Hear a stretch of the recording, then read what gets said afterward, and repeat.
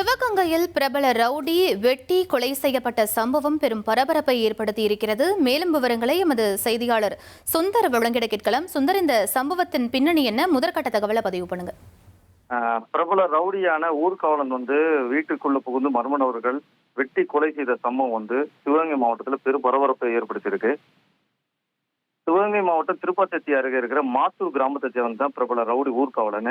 மர்ம நபர்களால் வெட்டி கொலை செய்யப்பட்ட சம்பவம் தான் இப்போ சிவகங்கையில பரபரப்பா இருக்கு. ஊர்காவலன் மீது பாத்தீங்கன்னா சிவகங்கை, மதுரை உள்ளிட்ட பல மாவட்டங்கள்ல கொலை, கொள்ளை முயற்சி, திருட்டு உள்ளிட்ட 30க்கும் மேற்பட்ட வழக்குகள் நிலுவையில் இருப்பதாக கூறப்படுது.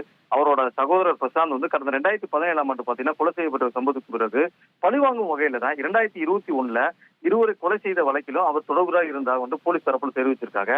கடந்த மார்ச் மாதம் மானாமரி காவல் ஆய்வாளர் குமாரவேல் பாண்டியன் தலைமையிலான தனிப்படை போலீசார் ஊர்காவலனை கைது செய்ய முயன்ற போது காவல்துறையினர் அறிவாளால் தாக்க முயன்றாரு. போலீசார் ஊர்காவலனை காலில் துப்பாக்கி சூடப்பட்டு கைது செய்யப்பட்ட பின்னர் தான் சிறையில் அடைக்கப்பட்டாரு. சமீபத்துல ஜாமீன்ல வெளிவந்ததாக தகவல் வெளியாக்குது. இந்த நிலையில மாத்தூர்ல தனது வீட்டில் தூங்கி கொண்டிருந்த ஊர்காவலனை இன்னைக்கு அதிகாலையில பாத்தீங்கன்னா வீட்டுக்குள் புகுந்த மர்ம நபர்கள் சரமாரியா வெட்டி கொலை செஞ்சிருக்காங்க. தகவல் இருந்த போலீசார் உடலை கைப்பற்றி உடற்கூறு ஆய்விற்காக சிவகங்கை அரசு மருத்துவமனை கல்லூரிக்கு அனுப்பி வச்சு கொலைக்கான காரணங்கள் குறித்தும் குற்றவாளியோட பின்னணிகளை கண்டு போலீசார் தீவிரமா ஈடுபட்டு வராங்க. பிரபல ரவுடி வீட்டுக்குள்ள கொலை செய்யப்பட்ட சம்பவம் சிவகங்கை மாவட்டத்தில் பெரும் பரபரப்பு ஏற்பட்டிருக்கு. தொடர் கொலை சம்பவங்களால சிவகங்கை மாவட்டத்தில் மக்களும் அதிர்ச்சியிலுக்காக இதை காவல்துறையினர் போக்கணும் என்பது சமூகங்களோட எதிர்பார்ப்பா இருக்கு.